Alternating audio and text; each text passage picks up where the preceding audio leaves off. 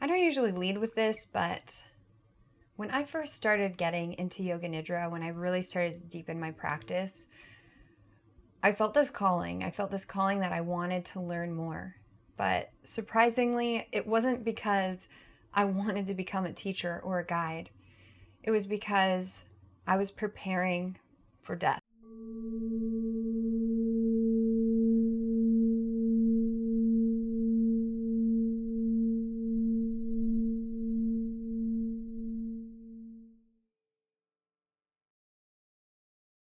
After being diagnosed with a rare form of leukemia, I had to face the reality that I might not be here for much longer. And it was because of that, I wanted to have all the tools that I needed to prepare myself for that final resting pose. That experience changed everything for me. And what happened during that was something that my soul, my heart, calls to share with all of you, which is why the training I offer now exists for anyone who feels called to either embody Yoga Nidra or maybe you are desiring to share it with the world. This practice is not just something that you do, it's something that you feel. And if you feel like there's something that you can't quite explain from this practice, I want you to stay with me here. Now, most of us that find Yoga Nidra are arriving in the same way. Something in your life might not be working. Sleep, relationship, a health crisis, grief, or a reality you feel like you didn't choose. And then there may be this time where you start to feel like maybe you didn't find this practice, maybe this practice found you, and you want to know more. Not just more about Yoga Nidra, but a more depth within yourself. Like, what is this thing? Why is it working? And then a sense of peace. And then alongside that, sometimes there's an experience that comes in quietly or loudly, which is calling you to carry it forward. But this is where it gets a little bit tricky because most people are starting to look for a Yoga Nidra teacher training at this point.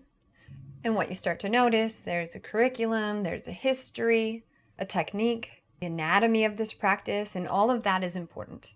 But the thing that you start to recognize as you go through these trainings is that that's not really the point. The point is coming back to you, to understanding you. And you start to realize it's not how much you know, but are you really living? So in order to give you a full picture, I need to take you back. When I was diagnosed, I had already been in the wellness world for quite some time. I knew the things, I had the tools, I had the practices. And honestly, I thought that I was pretty good at resting, but I didn't understand what rest meant on a deep soul level. What I understood was how to do all the things so that it appeared that you were well. And then cancer came. None of that mattered. Because cancer doesn't really care about your morning routine. I remember a specific moment in my treatment where I realized I might not make it through this. I knew I needed something that wasn't going to just talk me out of the fear with positive thinking or another technique. I needed to be able to sit with everything that was coming up. The anger, the fear, the resentment in some cases, the ability to feel like I couldn't forgive certain aspects of my life, certain parts of my history, but also being able to sit with the joy, being able to sit with the peace, being able to sit with all of it. And Yoga Nidra showed me I could do that. And it wasn't because it made it easier, but it allowed me to contain all of these aspects of myself that maybe I suppress, maybe that I push down. And instead of doing the work, I could be with myself. No more distractions, no more scrolling, just truly being. From that space, I started to really meet the shadows. And in Jung's work, we talk about the shadows as these parts of ourselves that we reject, these parts of ourselves that we alienate or push away because we don't feel comfortable meeting them. And it's often because it feels dangerous or shameful. And in most spiritual practices, they're like, go to the light, everything be light. But as you've heard me say before, the darkness in me honors and sees the darkness within you Because without that darkness, we could not know our light. We could not shine our light. And so I went into that cave, and Yoga Nidra was what guided me through. The beautiful part was that it actually felt safe for once to look at it. And there's something about that Yoga Nidra state, that space in between the waking and the dreaming, that was a pure reflection of the grief, of the loss, of the unknown. And I call that part of what I offer the dark night. It's the part of you that wants to stick up for you, one that's ready to ride at dawn. And it's in that space of the conscious and unconscious, that liminal dreamy state, that you can resolve some of what feels heavy.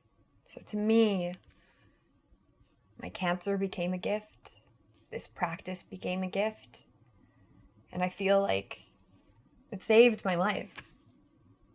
And I'm not saying that it's going to save everyone's life. It saved the way that I thought about life. It saved the way that I feel about life. I did survive cancer, but more importantly, I came back as myself. I was able to feel the wholeness of life, what really matters, what's really important. And it turns out that's what I needed to go through in order to be fully present with people and fully present with myself. So yeah, no, I didn't actually want to necessarily become a teacher. And so much of what I teach has grown from that experience, that is ripened from that experience. And that's why I feel so called to guide others. So when I built the Yoga Nidra Teacher Training, I actually built it backwards. Most people will try and teach you things from learning and understanding through information. But what I like to share is the lived experience of the teachings, to integrate it into your waking life.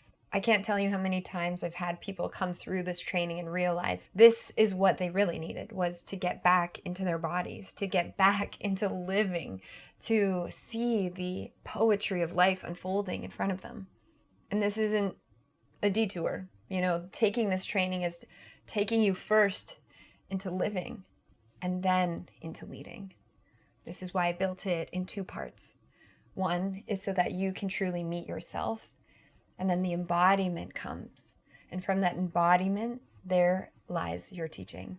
In this, you start to navigate your life through your own relationship with self, and that begins to expand into your relationship with everything around you. We start to regulate the nervous system. We start to restore our relationship with ourself. And we can start to see this unfolding, not just with our relationship with self, but how that works in relation to other. We're orienting into the body, we're regulating our nervous system, and we integrate it in a way that brings us into our life fully. And then there's, of course, the optional module, which is the dark night. This is where we explore the shadow.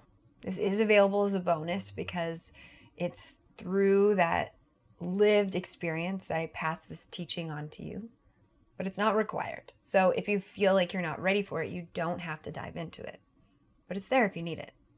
Only after we've lived through the practice do we move into the leading of the practice. And this is where we expand our understanding in written word.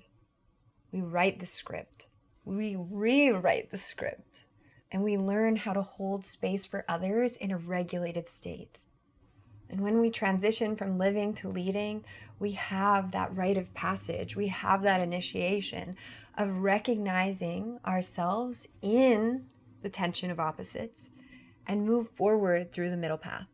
But we don't just do this through our words, we do this through our voice. And I'm going to be holding this container. It takes approximately 3 months to complete it. And for those joining that already are on the yogic path, you will also receive 100 Yoga Alliance credits. And I'm going to be real with you for a second because it's not just about the certificate or the piece of paper on the wall. This is coming into a training that is about your life, because how you receive and hold space for yourself is what really matters. It's what this training is really about. And I'm sure that some of you are like, whoa, I'm going to have to feel. I'm going to have to be still. I'm going to have to hold space for myself. And that might bring up a lot for you. So I just want to spend the next little while here talking about that, about supporting you in that. Some of you were maybe even thinking, Ayla, I'm not sure I want to teach. And same, I didn't know either when I first started going into this work. But what I can share with you is that once you've completed the living module of this program, the teaching part, it's not going to matter so much. It's more about meeting yourself in a deeper way, and you'll know what you're here to do. And if teaching is a part of it, amazing. But if anything, you'll have the foundations of this practice to live your life more fully. And you don't have to have everything worked out before you get into this container. That's what it's all about, is meeting ourselves where we are at. And if you're also wondering, well, maybe I don't have time. You have a year. And if it's a genuine calling, the time usually has a tendency to appear. We make time for things that we need. So if you're not totally sure yet if you're ready, that's okay. But for those of you that are feeling this calling, that you're starting to notice the synchronicities and this video might have landed exactly when you needed to hear it, then I encourage you to apply. And if you're feeling a slight hesitation, then please join the Nova Nidra community. Every week we're connecting with a conscious community of people who truly value rest. So you can start there and see what begins to unfold for you. And if after that something in you knows that you're ready to take that next step forward, then apply for the Nova Nidra Teacher Training in the description box below. The application process is short. It'll take a couple days for you to hear back from me. And if it seems like you're a genuine fit, you'll be accepted, you'll receive your enrollment, and we'll find a place for you in the program. These trainings are kept small, and that's intentional because the container of this work is intimate. And I want to say one more thing before I go. I never planned to be here. I never planned to be guiding others. I planned to rest, to heal, and I planned at my lowest to die. But what actually happened is that this practice, it brought me back to life. And now it's offering something for me to give, to pass on, to share with you. So whether or not you stand in front of a room or you just do this for you, know that everything grows from here. Thank you for listening. Thank you for being here. Make sure to subscribe if you want to listen to more Yoga Nidras or hear more about the practice. As Ram Dass says, we're all just walking each other home. Thank you for listening. I hope you liked this video, and I wish to see you in the teacher training. Namaskar.